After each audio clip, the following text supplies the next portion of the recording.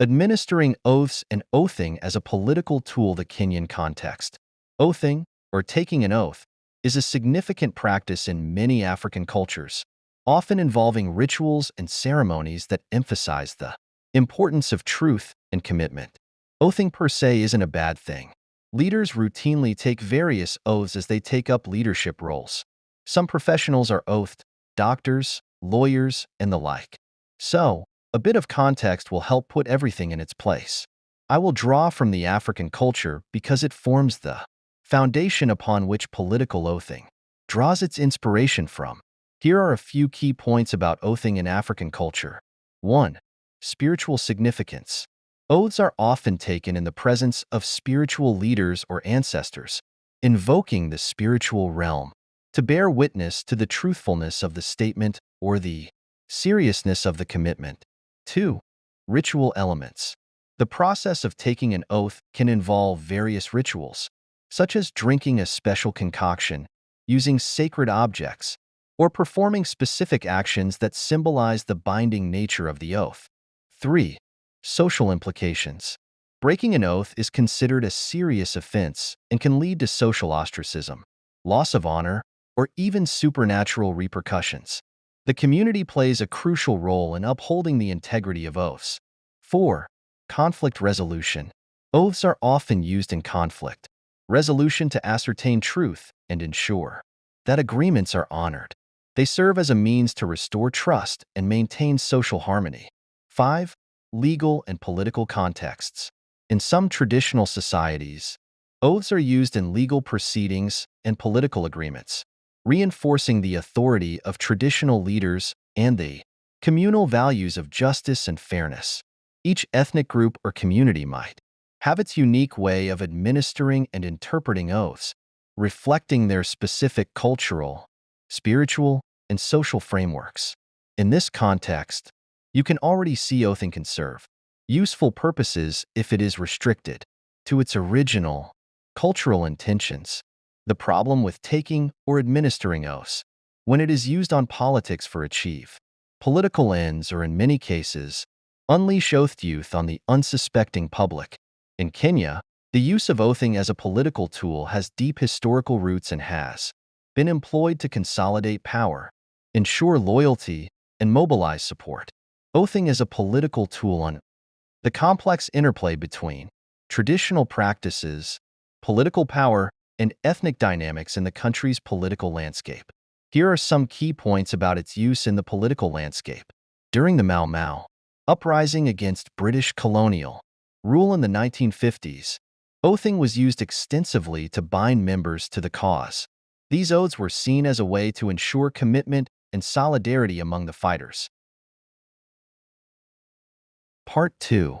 After Kenya gained independence in 1963, political leaders sometimes used oathing to maintain control and loyalty within their parties or ethnic groups. It was a tool to solidify support and ensure allegiance to particular leaders or causes.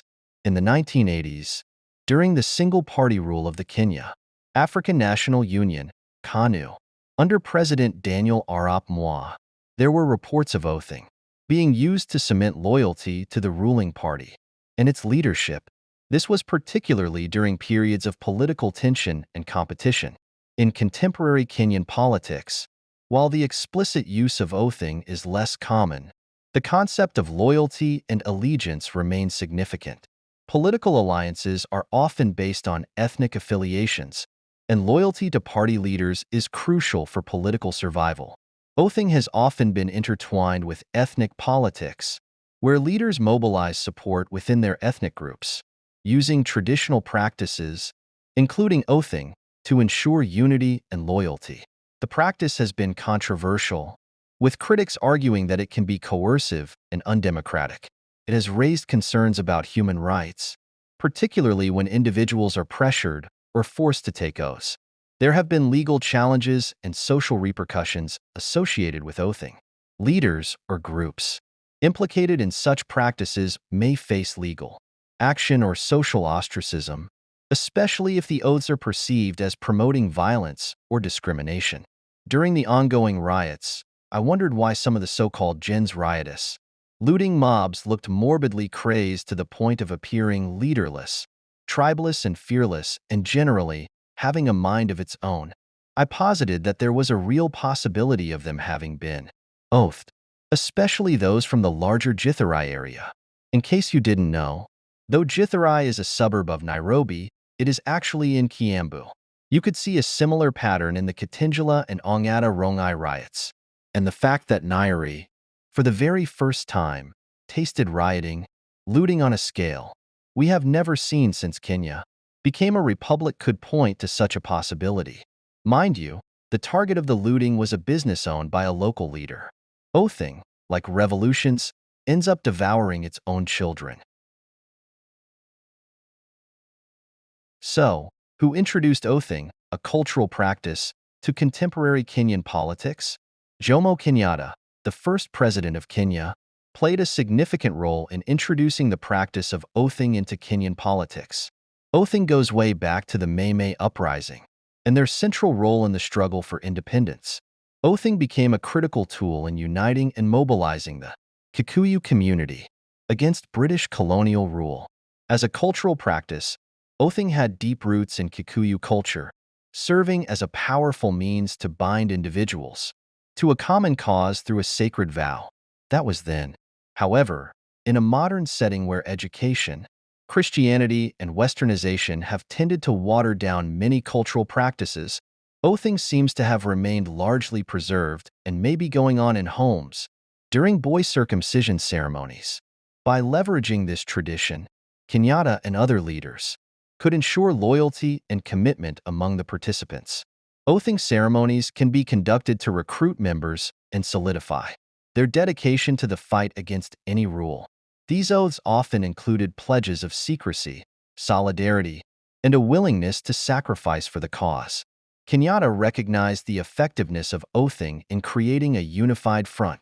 He utilized it not just for the armed struggle, but also to build a cohesive political movement that could effectively challenge colonial authorities and later unite the country in the push for independence. The British colonial government accused Kenyatta of using oathing to incite violence and rebellion. He was arrested and tried in 1952 during the Kapenguria 6 trial, where he was accused of managing the Mau Mau movement, partly through organizing these oathing ceremonies. After Kenya gained independence in 1963, oathing continued to be used in various political contexts, sometimes controversially, to ensure loyalty within political parties and among supporters. Oathing, as introduced and utilized by Kenyatta, thus played a crucial role in the political mobilization of Kenyans during the fight for independence and shaped the political landscape of the country. During his leadership,